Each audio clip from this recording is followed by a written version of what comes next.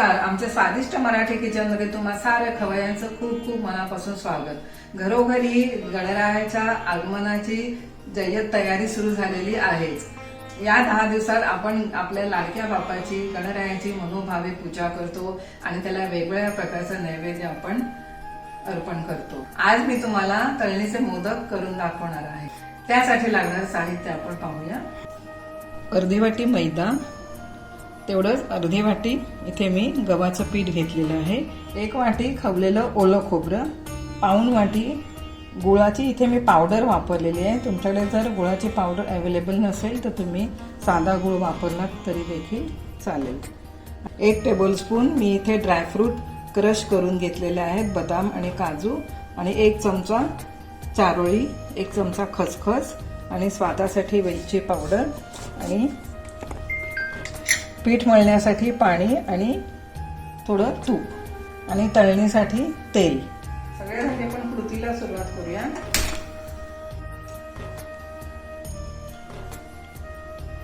एक चमचा तूप घालून घेते.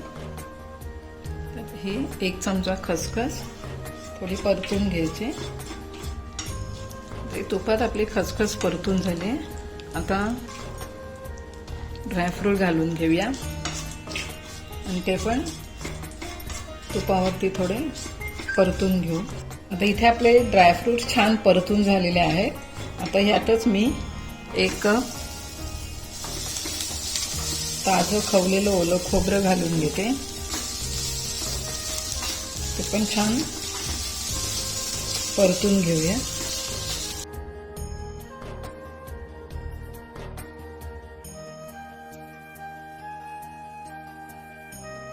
आता इथे छान हे आपलं खोबरं परतून झालंय. यात पाऊण वाटी गुळाची पावडर घालून छान मिक्स करून घेऊया.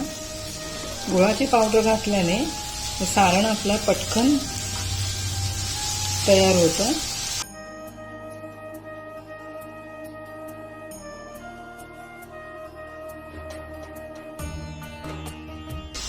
एक 10 मिनिटात आपलं हे सारण कोरडं झालेलं आहे. आता हे आपण थंड करण्यासाठी एका प्लेटमध्ये काढून घेऊया. आपलं सारण थंड होतंय तोपर्यंत आपण मोदकसाठी जी पारी आहे त्याचं आपण पीठ मळून घेऊया.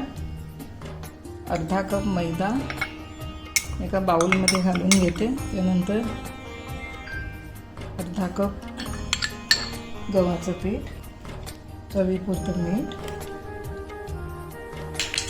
आणि ते 2 चमचे आपल्याला तूप आहे ते तुपाचं मोहन घालून घ्यायचं आहे. आता तूप आपलं इथे छान गरम झालेलं आहे. आता मी तूप या पिठामध्ये घालून घेते. छान अगदी याचा तुम्ही बघू शकाल की तूप पिठामध्ये घातल्यानंतर त्याचा छान अगदी चुर्र असा आवाज यायला पाहिजे. म्हणजे आपल्या ह्या मोदक जे असतात हे चांगले मोहन अगदी आपण कडकडीत गरम करून घेऊन पिठात घातल्यानंतर मोदक छान खुसखुशीत होतात. पीठ छान मिक्स करून झालेलं आहे. लागेल तेवढं पाणी घालून पीठ घट्ट मळून घ्यायचं आहे.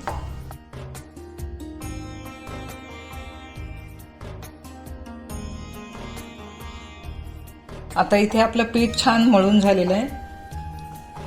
थोडासा आपण तुपाचा हात लावून परत एकदा पीठ छान मळून घेऊया.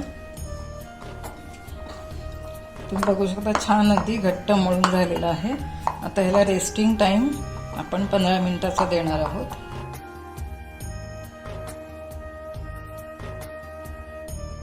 आता इथे आपण छान 10-15 मिनिटं पीठ हे मुरत ठेवलेलं ते आपलं छान झालेलं आहे. परत एकदा आपण मळून मध्यम आकाराचे गोळे करून घेऊया.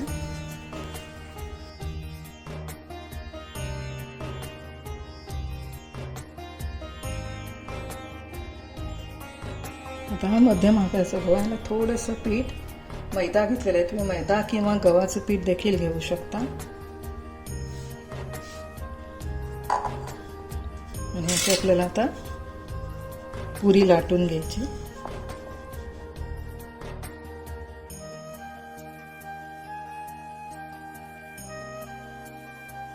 आता हे जे थंड झालेलं सारण आहे, थंड करून आपण घेतलेलं ते घालून घेऊया.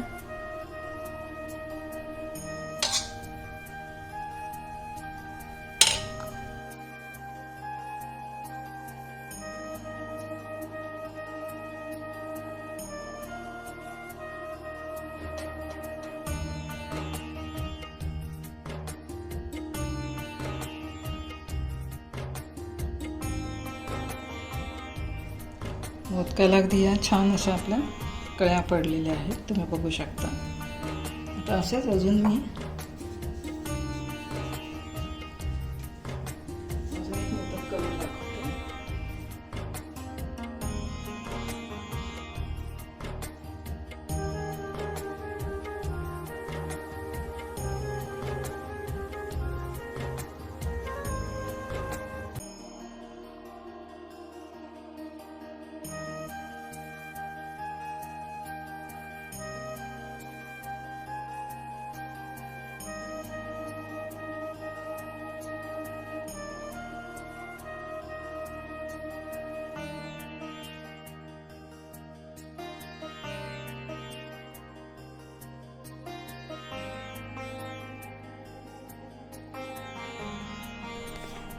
अशा प्रकारे इथे मी 7 मोदक करून घेतलेले आहेत. 5, 7, 11, 21 अशा संख्येमध्ये आपल्या लाडक्या गणरायाला नैवेद्य दाखवतात, पण इथे मी तुम्हाला 7 मोदक करून दाखवते आहे.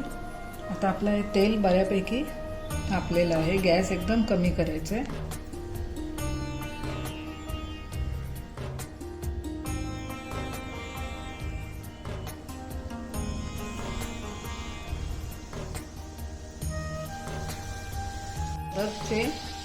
एक बाजू छान तळली गेलेली आहे. आता आपण हे मोदक दुसऱ्या बाजूने देखील छान खरपूस तळून घेऊया. तर मोदक तळण्यासाठी 5 मिनिटं झालेली आहेत. आता अजून 2 मिनिटात आपले छान मोदक खरपूस तळून होतील. तर इथे आपले हे मोदक छान तळून झालेले आहेत. आता हे टिश्यू पेपरवर काढून घेऊया.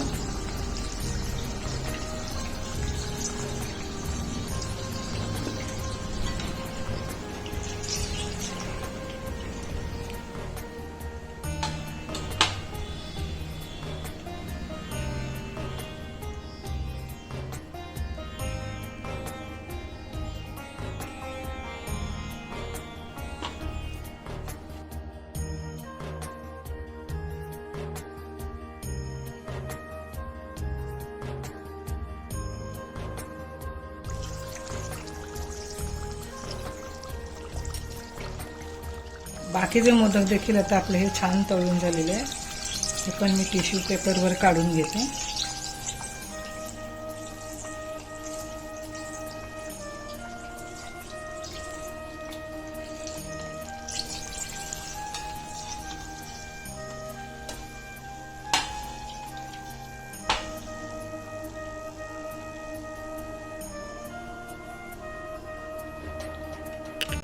अशा प्रकारे तळणीचे मोदक आपल्या लाडक्या गणपती बाप्पासाठी नैवेद्य म्हणून तयार झालेले आहेत.